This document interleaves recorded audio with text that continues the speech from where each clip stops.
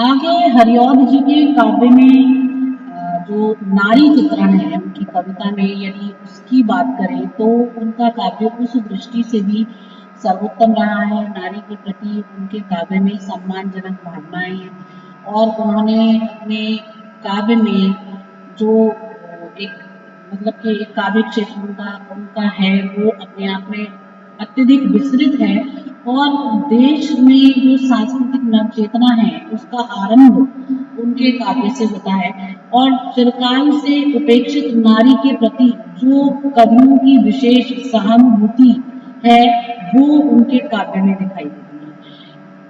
और ये हरिऔध जी ने प्रायः उन नारी पात्रों को अपने काव्य में स्थान दिया है जिनकी तरफ किसी कवि ने अपनी लेखनी नहीं चलाई।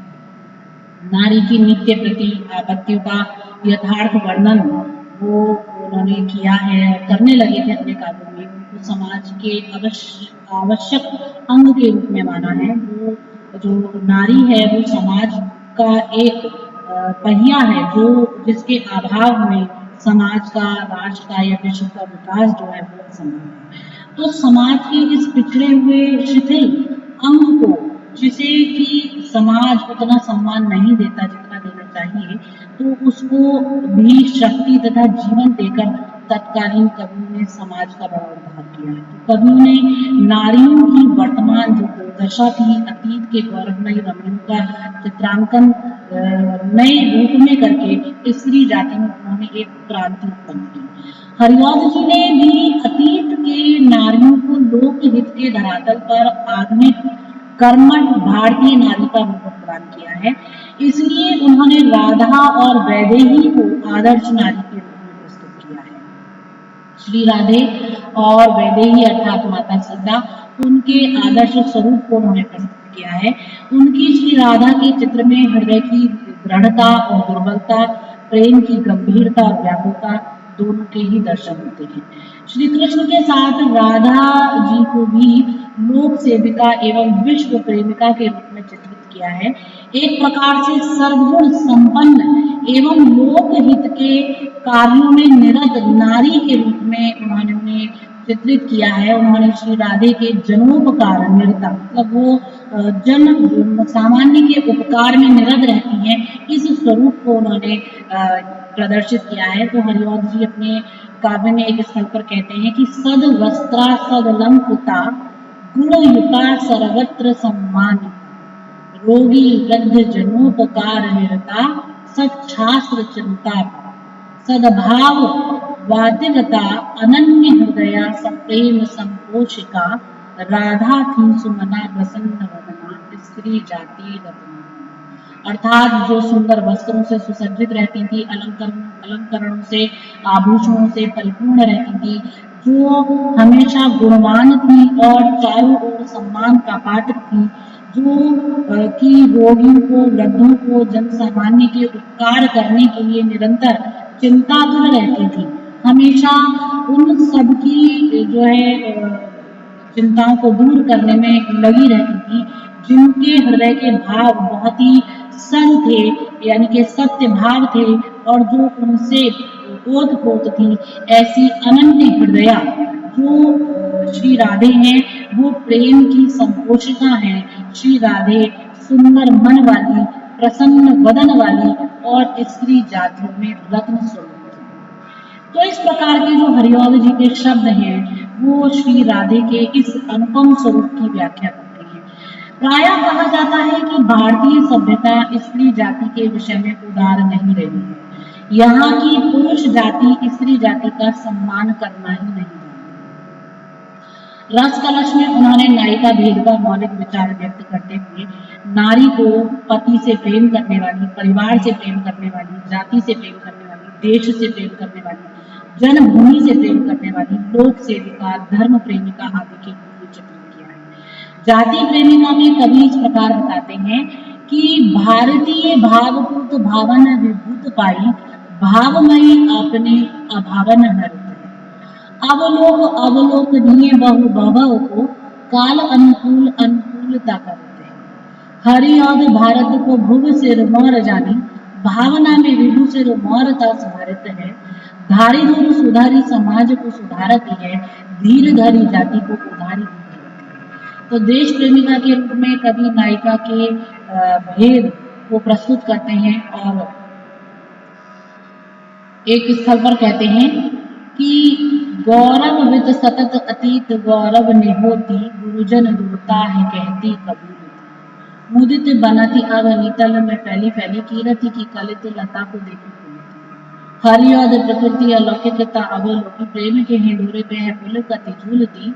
भारत की भारतीय विभूति से प्रभावित है, भावनी भली है भारतीय नारी। तो बहुत ही सुंदर स्वरूप उन्होंने नारी का यहाँ पर अभिव्यक्त किया है कि वो गौरवातीत है, सतत है, अतीत गौरव, मतलब कि उसका जो अतीत है गौरव से युक्त है, वो अपने आप में एक ऐसी शक्ति है, एक ऐसा परचम है जो संपूर्ण राष्ट्र को अपने गौरव से मंडित करने वाली है।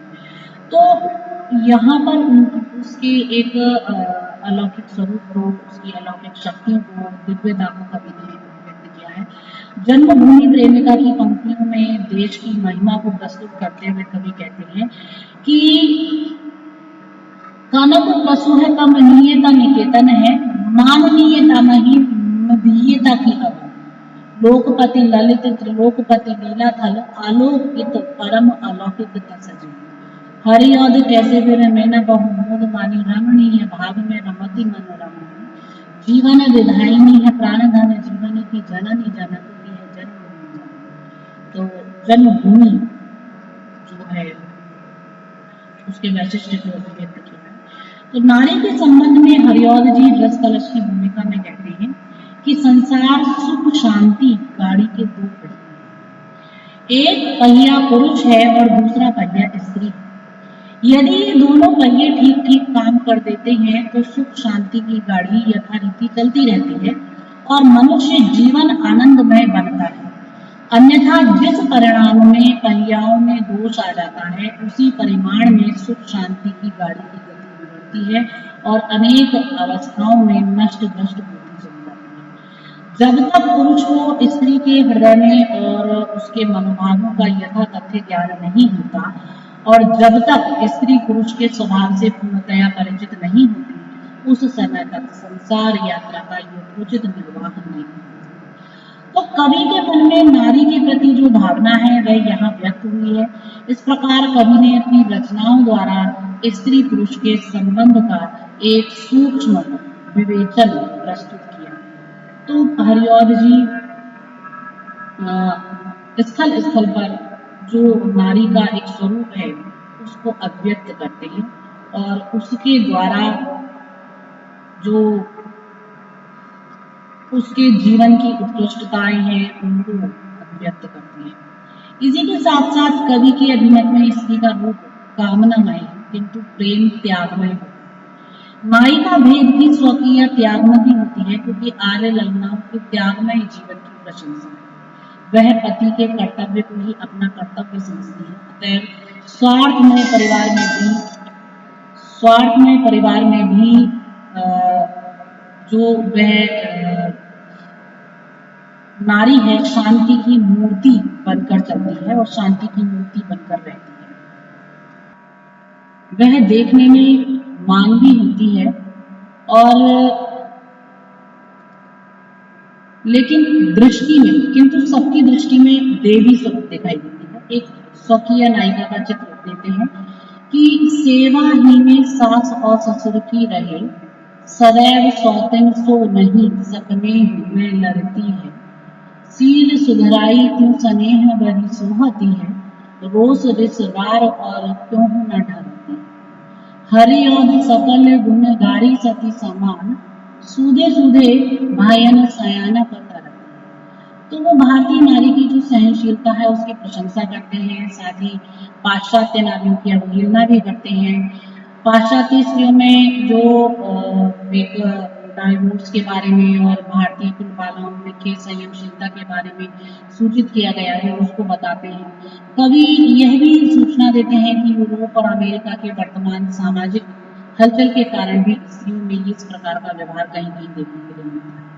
भारतीय संस्कृति का स्थूल तत्व है सर्वधर्म प्रेम, आदर्श परिवार का संगठन, अतिथि प्रियता, पवित्रता, नारी, ईश्वराराधना आदि। हरिऔध जी ने इन तत्वों को अपनी रचनाओं में स्थान दिया है। प्रिय प्रवास और वैदेही वनवास में वे इन तत्वों का परिचय देते हैं। उनके प्रिय प्रवास की राधा इस संसार में के दुख में दुखी है। ब्रजवासियों की दुखावस्था के कारण वह अपनी विषमता भूल जाती है। वह कहती है कि मैं ऐसी हूँ ना निज दुख को कष्टता शोक मगना, हाँ जैसी हूँ व्यथित ब्रज के वासियों के दुख से। तो यहाँ राधा जी के माध्यम से आधुनिक भारत के नारी गुण के बारे में एक संदेश सा मिलता है। समाज सेविका नारी निज दुख भूलकर समाज के दुख को दूर करने में रत रहती है और राधा जी की लोकहित भावना मानव तक सीमित नहीं है। प्रिय प्रवास में राधा जी सामान्य प्रेमिका नहीं है, उनको समाज सेविका का रूप दिया गया है। यह रीति काल की राधिका के समान नहीं है। प्रिय प्रवास में राधा जी के धार्मिक एवं आध्यात्मिक महत्व को प्रतिपादित किया गया है। प्रिय प्रवास में लोक मंगल की भावना से अभिभूत प्रिय का परित्याग करने वाली राधा जी हैं। यह द्वेदी युग के प्रभाव के कारण है। राधा जी के इस विशद व्यक्तित्व की परिकल्पना एवं प्रतिष्ठापना सर्वप्रथम आधुनिक युग में हरिऔध जी ने की है। यहाँ राधा जी मनोगत दृढ़ता एवं आदर्श लोक सेवा को महत्व देती है। उद्धव के द्वारा कृष्ण का संदेश सुनकर उनके मन में जो विश्व प्रेम अंकुरित होता है, विकसित होता है, वह उनके व्यक्तित्व के सामाजिक पक्ष का परिचय है। वो इस प्रकार कहती हैं, राधा जी का जो विरह है वो लोक मंगल में परिवर्तित हो जाता है। तो वो कहती हैं, जो बातें हैं भवहितकारी सर्वभूतोपकारी, जो चेष्टाएं मलिन गिरती जातियां हैं उठाती, हो सेवा में निरत उनके उत्सर्ग होना, विश्वास आत्मा भक्ति भव सुखदा दास का संग का है। तो यहाँ हरिऔध जी अधिक आदर्शवादी कलाकार हैं तथा प्रिय प्रवास के अंत में इसी आदर्श की स्थापना करना उन्हें अभीष्ट था। तो उन्होंने प्रिय प्रवास में जो है नारी तथा निम्न वर्णों का वर्णन भी किया है। नारी के प्रति चले आते हुए गतानुगतिक संकीर्ण रीतिकालीन दृष्टिकोण की अवहेलना इस समय के साहित्य में व्यक्ति रूप में दिखाई पड़ती है। प्रिय प्रवास और हरिऔध जी के अन्य कृतियों में इस परिवर्तित नारी भावना के अंकुर स्पष्ट रूप से देखे जा सकते हैं। उन्होंने अपने काव्य में नारी के शारीरिक सौंदर्य चित्रण के स्थान पर नारी के आंतरिक गुणों पर दृष्टि डाली है। जो उसकी आंतरिक गुण है, सहृदयता है, प्रेम है, त्याग है, तपस्या है, समर्पण है, उन भावों को, उसकी सरलता को, उसकी सहृदयता को उन्होंने घेरा है। देवेंद्र शर्मा हिंदू के शब्दों में इस काव्य में नारी के शारीरिक एवं स्थूल सौंदर्य चित्रण के स्थान पर उसके आभ्यंतरिक गुणों की ओर कवि की दृष्टि गई। चाहे यशोदा हो, श्री राधा हो तथा गोपियों के रूप में कवि ने आदर्श माता, आदर्श प्रेमिका, आदर्श सहचरी का रूप पसंद किया है। उनकी कविता में इस प्रकार नारी और पुरुष दोनों ही संपूर्ण समाज के नव निर्माण के लिए निकल पड़ते हैं।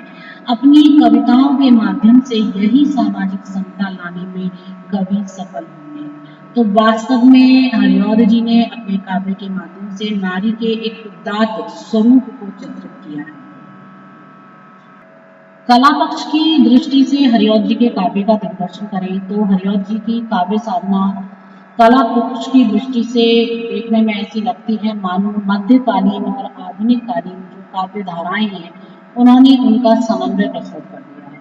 उनके रस कलश, प्रेमांबु प्रवाह तथा ऋतु कुमार आदि में काव्य भाषा ब्रज है, तो प्रिय प्रवास तथा वैदेही वनवास में खड़ी बोली का उत्कृष्ट स्वरूप निहित है। चौपदों की सृष्टि से हिंदी साहित्य में क्रांति मचाई है उन्होंने, और उन्होंने हिंदी कविता को साधारण लोगों के बीच में प्रचलित करने का प्रयत्न किया है।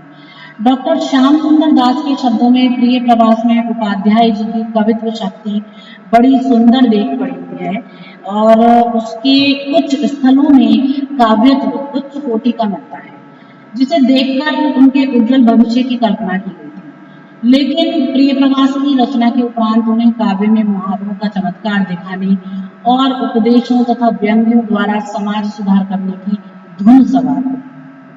कवि न बनकर वे समाज सुधारक, उपदेशक और मुहावरे के संग्रहकार बन गए। और इस प्रकार देखें तो उनकी कविताओं में एक स्थान पर मुहावरे या बोलचाल के शब्दों की झड़ी लगी हुई है, तो दूसरी जगह उन्होंने तिलांजलि भी दे दी गई है। कहीं वर्णनात्मक शैली का अजस्र प्रवाह है, तो कहीं चित्रात्मक शैली का चमत्कार है। वे भाषा को काव्योपयुक्त बनाने में अग्रगण्य रहे हैं। और इसके अतिरिक्त यदि देखें तो क्योंकि उनका जो काव्य सृजन है वो खड़ी बोली शैशव अवस्था से प्रारंभ होता है, जिस समय उन्होंने सृजन शुरू किया काव्य का, और इसलिए उनकी जो काव्य रचना का क्षेत्र है वो विविध शैलियों से संपन्न रहा है। तो कहीं पर खड़ी बोली की रचनाएं, कहीं ब्रजभाषा की रचनाएं देखने में मिलती हैं। उनके काव्य में प्रधानतः तीन जो है उस समय जो जिस समय हरिऔध जी थे, तो उस समय हिंदी काव्य के क्षेत्र में तीन प्रकार के कवि थे। एक तो बिल्कुल प्राचीनता के प्रेमी थे और ब्रजभाषा ही उनकी एकमात्र शैली थी। उनके अधिकांश रचनाएं नायक नायिकाओं पर होती थी। श्री कृष्ण और श्री राम से संबंधित उनका कलेवर रहता था। ये कविगण देश की दशा के बारे में अनसुना रहते थे, खड़ी बोली का कोई आदर नहीं करते थे, रूखी सूखी भाषा समझते थे। और दूसरे वर्ग में वे कवि आते थे जो अपनी बनी हुई शैलियों पर चलना पसंद करते थे। उनकी भाषा, भाव, विचार, ढंग आदि सब कुछ नवीन था। तीसरे वर्ग में वे हैं जो ब्रज भाषा और खड़ी बोली दोनों को पसंद करते थे और दोनों भाषाओं में अपनी भावनाओं को प्रकट करते थे। तो वे ब्रज भाषा कवियों को गुरु का स्थान देकर आदर करते थे और खड़ी बोली कवियों को सखा के रूप में प्रेम करते थे। इसी कोटि में अयोध्या सिंह उपाध्याय हरिऔध जी आते थे, यानी कि तीसरे प्रकार में आते थे। और हरिऔध जी ने वर्ण विषय की विविधता के कारण एक ही काव्य में अनेक शैलियों को स्वीकार किया। उनके प्रिय प्रवास की भाषा साम्यता संस्कृत गर्भित एवं समास युक्त खड़ी बोली हिंदी है। खड़ी बोली काव्य की ओर तत्पर होते हुए हरिऔध जी कठिन विरोध उनको सहना पड़ता है और भाषा की दृष्टि से वेदी युग उनके लिए बड़े साहस और परीक्षा का युग था, क्योंकि उस समय की धारणा यह थी कि खड़ी बोली भाषा में कविता रचना और सरसता लाना प्रतिभावना व्यक्ति के लिए एक कठिन और दुष्कर कार्य है। परंतु इस धारणा का खंडन करने के लिए उन्होंने खड़ी बोली में ही काव्य का सृजन किया और उनके प्रेम पुष्पोपहार, प्रेम प्रिय प्रवास, चुभते चौपदे, चोखे चौपदे, बोलचाल और ग्राम गीत, ये सब उनके इसी के उदाहरण हैं। उनके साहित्य में भावों की अभिव्यक्ति, भाषा, भूमि, छंद, योजना आदि में नव प्रयोग शामिल है। और उस समय तक प्रायः कवित्व, सवैया, घनाक्षरी, गोला, दोहा, छप्पे आदि का ही चलन था, लेकिन इस दिशा में महावीर प्रसाद द्विवेदी के कवि ने एक व्यापक दृष्टिकोण अपनाया। ब्रज भाषा को खड़ी बोली धीरे धीरे कविता के आसन पर उतरने लगी ब्रज भाषा के स्थान पर, और एक लंबे समय के बाद हरिऔध जी ब्रज भाषा में रस कलश नामक काव्य की रचना करते हैं। इसमें कवि ने नवरस, अलंकार, संसारी भाव, अनुभाव आदि इनका वर्णन किया है। तो निसंदेह कवि ने अपने काव्य के द्वारा एक नवीनता प्रस्तुत की है, नवीनता को प्रस्तुत किया है। और इस प्रकार रस कलश जो ब्रज भाषा काव्य है, युगानुरूप है। और ब्रज भाषा में भी हरिऔध जी की जो भाषा है वो सरल, सरस, सहज, प्रज्वल आदि गुणों से युक्त है। ना तो उसमें क्लिष्टता है, ना ही उसमें शब्दों का तोड़ मरोड़ है। इनकी ब्रज भाषा पर खड़ी बोली का स्पष्ट प्रभाव दिखाई देता है। एक स्थल पर भाषा अधिक संस्कृत निष्ठ हो गई है। उसका उदाहरण है कि प्रसादनी पुष्प सुगंध वर्धिनी, विकासनी वेली लता विनोदिनी, अलौकिकी थी मलयानिधि क्रिया, विमोहिनी पादप पंक्ति। तो यहाँ काव्य भाषा में थोड़ी कसावट है, प्रवाह के साथ संस्कृत की शोभा और कोमलता भी दिखाई पड़ती है। तो इस प्रकार जो हरिऔध जी की भाषा है वो सरल, सहज है और जो भी कला पक्ष के जितने भी गुण हैं वो उनके साहित्य में देखते ही बनते हैं। प्रिय प्रवास में प्रयुक्त मंदा क्रांता का एक उदाहरण है कि ताराओं से खचित नभ को देखती जो कभी था मेघों में मुदित बक की पंक्तियां दिखती हैं, तो जाती हूँ उबर बंधता ध्यान ऐसा मुझे है, मानो मुख का लसित उर है शाम का दृष्टिया। एक वसंत तिल का छंद है उनका कि थे दीखते परम वृद्ध नितांत रूढ़ी, या थी नवागत वधु ग्रह में दिखाती, कोई न और उनको तजके कहीं था, सुने सभी सदन पूर्णी की। तो इस प्रकार उन्होंने संस्कृत के छंद को अपने काव्य में उतारा है। अनुप्रास का एक उदाहरण है कि कमल लोचन क्या कल आ गई, पलट क्या को कमाल किया कोई, मुरलिका फिर क्यों बन में बजी, बन रसा तरसा बरसा सुधा।